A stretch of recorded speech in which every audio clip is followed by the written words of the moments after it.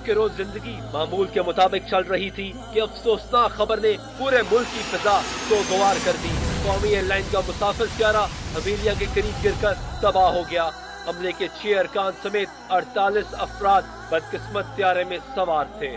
معروف مذہبی اسکالر جنید جمشید بھی اہلیہ کے ہمراہ سفر کر رہے تھے۔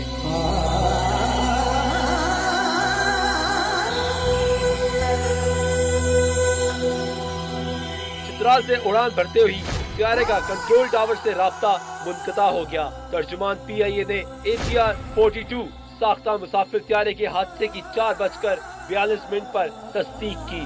افسوسناک اطلاع ملتے ہی ریسکیو ٹیمیں جائے حادثہ کی طرف روانہ کر دی گئیں۔ پاک فوج نے بھی امدادی کارروائیوں میں حصہ لیا۔